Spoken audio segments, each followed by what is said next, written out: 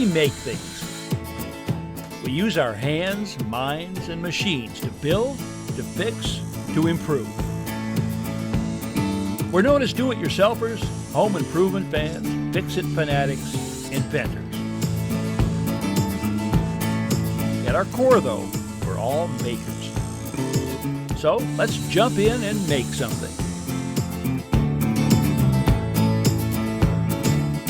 Hi, I'm Ron Hazelton. Welcome to the show. Now, I've heard some folks say a basement is a hole in the ground waiting to be filled with water. Unfortunately, I can relate to that. My basement used to have a chronic flooding problem until, that is, I had an innovative drainage system installed inside the basement. Today, I'll show you just how it was done. I think you'll find it quite interesting. Then I'll show you a clever way to turn an ordinary bucket into an accurate measuring device. Our basement was partially finished when we moved into the house several years ago, and quite honestly, well, there's nothing wrong with it, except that several times a year it gets wet. The carpet gets soaked, and I've been concerned that there could be some mold behind these wall panels. So, the time has come to do something about it. Last year, Jerry Janeski, the founder of Basement Systems, helped me solve a similar problem on the unfinished side of my basement. His company installed a perimeter drain system, a sump equipped with multiple pumps, and a drain line to carry the recovered water outside. Now, when it rains, any water coming through the basement walls is collected and pumped outdoors. I've called Larry back because in addition to being an expert in keeping basements dry, he's also an authority on what it takes to build living spaces below ground. Clearly, you can't even think about finishing or refinishing a basement without taking care of the basement water problem. And basement space is different than upstairs space. We have moisture from water vapor coming through the walls, water vapor coming through the floors. And even if we fix a groundwater problem 100%, a basement is like a pit underneath the house, and the house has a plumbing system. If there's ever a leak in any of the piping system in this house, second floor, first floor, that water is going to wind up on this basement floor. Mold grows on wet organic material. People see mold these days, and it's a big deal. So what we need to do is use no organic materials. Okay, rule number 1, avoid organic materials. Next, our discussion turns to the ceiling. I mean, it's typical of what probably was done, again, 20 years ago, but what's really bothered me about this ceiling is that these tiles seem to sag in the center. The whole thing looks like it's kind of fallen apart. Larry's got a plan, and I like the sound of it. He also has an idea for upgrading our basement windows. You won't have the mud and the weeds and the leaves, and it'll bounce a lot more light into the basement because it has a white colored bottom. So as the sunlight comes down, it bounces off the bottom and bounces into the basement off the ceiling. And finally that floor that's always getting soggy. I don't recommend carpet in a basement because it's a sponge. When it gets wet from a plumbing leak, mold can grow underneath it. Floor is a very important surface in the basement because it's the one you're in contact with most. So you feel the cold, and if you do have any kind of leak, of course, the water settles on the floor. It doesn't settle on the ceiling or the walls. It settles on the floor. Now, if somebody else in my position who's thinking about finishing or refinishing their basement, what kind of bottom line advice would you give them? You need to use all inorganic materials so that if your basement floods, nothing gets ruined and you never have to do it again. This basement was finished about, 20 years ago, and here we are doing it over because we're not happy with it. Walls, windows, floor, and ceiling, well, they've all got to go if I want a finished room down here that will be every bit as comfortable and nice looking as the rest of the house. The first thing to come down is the suspended ceiling.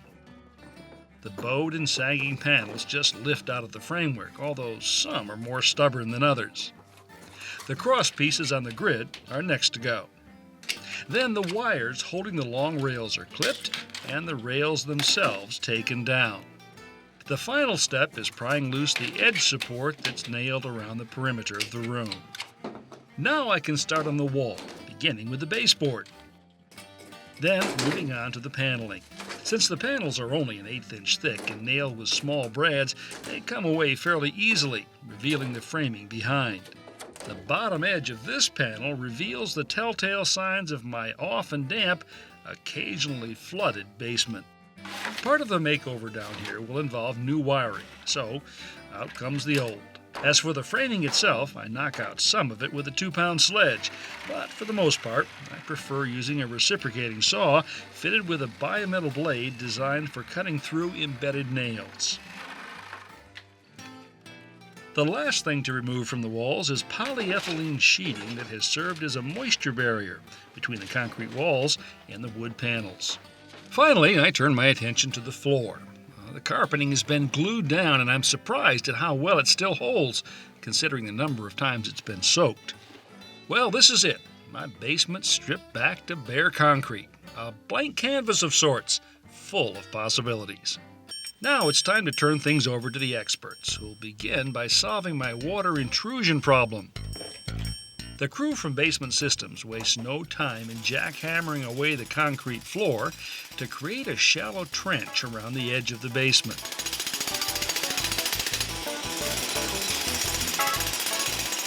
Of course, all that jackhammering produces a whole lot of debris, which has to be carried out bucket by bucket. With the trench complete and the debris cleared, the next step is to cover the walls with a heavy-duty, pliable moisture barrier, held in place with plastic anchors. Any water coming through the basement walls will be contained behind the barrier and directed downward. A pressure-sensitive waterproof tape seals the seams. Now, plastic drain sections, or collectors, are set into the trench and attached together.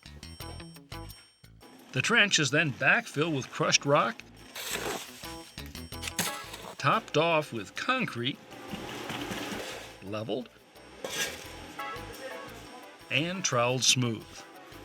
Now, here's how the system will keep my basement dry. Any water coming through the basement walls will be contained behind the moisture barrier and directed downward, where it will enter the collector through holes in the back and bottom. The water will then drain to an existing sump in the unfinished side of my basement, where it will be pumped outside and discharged through a surface drain. Now that the water problem has been solved, the basement finishing team can go to work in earnest. Rather than studs and drywall, the new walls will be assembled from these 3.5 inch thick prefabricated panels. The room side surface is a tough, scrubbable vinyl laminated to a ceramic concrete board, which is in turn bonded to high-density foam insulation. All of these materials are non-organic and completely waterproof. I was curious just how strong these panels might be, so I devised this impromptu strength test using my pickup. The results were pretty impressive.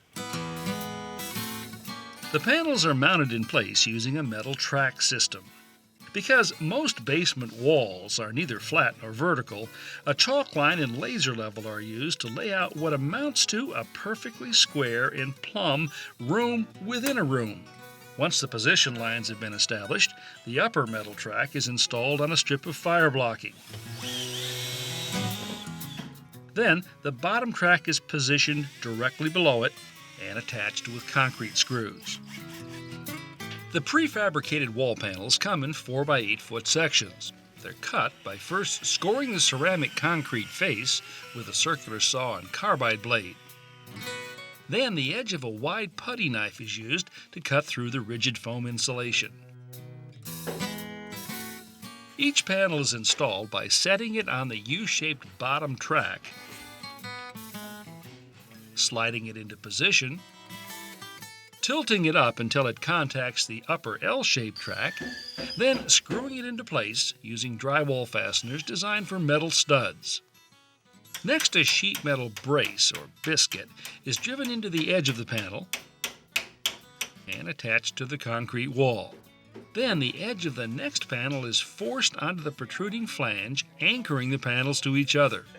This process is repeated at each joint, eliminating any flex and making the wall quite rigid. While the wall work continues, a second team moves outside to tackle those problem windows. First, the soil is removed, the corrugated window well liner is lifted out, and finally the hole is enlarged and reshaped. From inside, the old window is removed, but the outer frame is left in place. The new vinyl frame is slipped into position, leveled, shimmed, and insulated. Back outside, a bit of patchwork is performed on the basement wall. Then the new well liner is set into place, pilot holes drilled, and concrete fasteners driven in. Then the flange is caulked, and the liner is backfilled. Inside, the windows are installed. A trim frame is set into position, leveled, shimmed, and attached with screws. Finally, the shims are trimmed flush. Well, the basement's dry, the new wall panels are up, and the new windows are in. Now, we still have to do the ceiling and the floor. New lighting is an important part of this project, and the time to run the wiring for that is now, before the ceiling itself goes up. Because the overhead is a maze of pipes, electrical boxes, ductwork, and more, this will be a suspended ceiling. That is, it will hang from the joists. We begin by installing crown molding around the walls at ceiling height. The molding will provide a ledge of sorts that will support the perimeter of the ceiling. Next, hangers are installed at 3 to 4 foot intervals by screwing them in using a drill equipped with an inexpensive hanger driver. Short sections of wire are threaded through the hanger eyes, and then the wire is wrapped around itself several times. Now the main beams can be hung or suspended from the support wires. Shorter sections called cross tees are now snapped into place, forming a gridwork of 2 by 2 foot openings across the entire ceiling. Now 2 foot square acoustic tiles are set into the gridwork. Unlike typical cellulose tiles, these are made using a non-organic mineral fiber and have an antimicrobial coating to resist mold and mildew growth. They're also more rigid than conventional ceiling tiles, guaranteed not to sag. Some ceiling tiles will house recessed lighting fixtures. The openings are first drawn with a compass, then cut out using a standard drywall saw. The tile is then set into the framework. Electrical wires installed earlier are connected to the fixture. Then the light canister is dropped through the opening and the housing is secured to the gridwork. Finally, the bulb's installed and the canister is pushed back up through the opening and snapped onto the housing. In addition to dimmable recessed mood lighting, the room will also have energy-efficient fluorescent task lighting. These fixtures replace an entire ceiling tile and fit exactly into the 2 foot square openings in the grid. The fluorescent tubes themselves are U-shaped and concealed behind a diffuser panel. The wires for all the lights are run to a box into which several switches will be installed. As soon as the lighting is finished, the electricians pull the wires for the receptacles and install the outlets. Now it's time for some trim and finish work. Baseboards, door casings, and a decorative column wrap, all of which look convincingly like wood, but are actually made of thermoplastic resins. Our room is truly taking shape. Now for the finishing touch, the floor. You may remember the old flooring was carpet laid directly on concrete, and more than once it got a real soaking down here. Well, the groundwater problem has been eliminated with the drainage system we put in last week. However, there's always the prospect of a basement flood from a plumbing leak or the possibility of water vapor migrating through the concrete floor.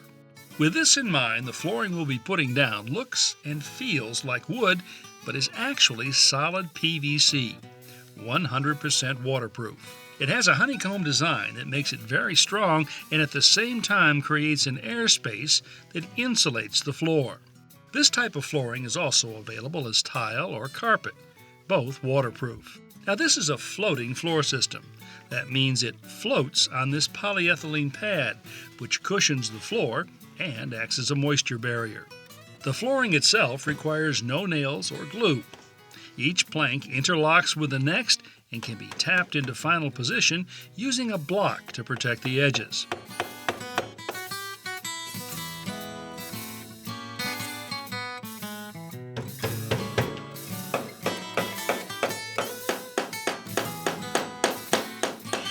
End pieces are cut to length using a power miter saw and carbide blade.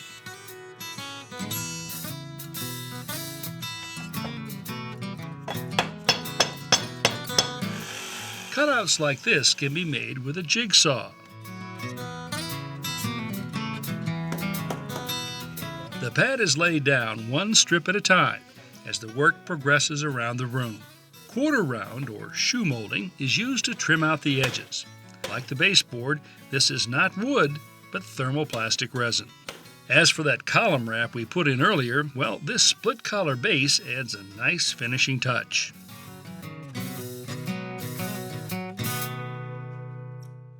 That's it. My finished basement is finished. Larry Janeski, the owner of Basement Finishing Systems, drops by to take a look and make a final point. I mean, I knew this was going to turn out nicely, but I didn't know it was going to turn out this nicely. I knew. Yeah.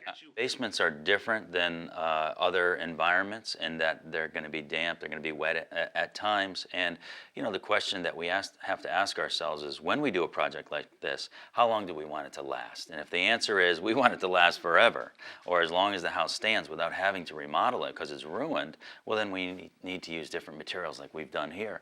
And you can use different materials, not wood and not drywall, and still have it look fantastic.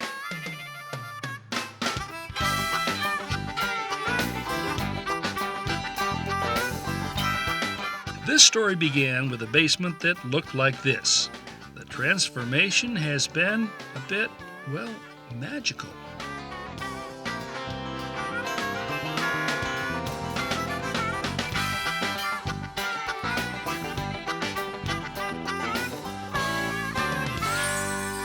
Her dream had come true. The end. The end. And you know what? There's a very happy ending to this basement refinishing story, too. Do you like the way the room turned out? Yeah. What's your favorite part? All of them. All of them. Okay.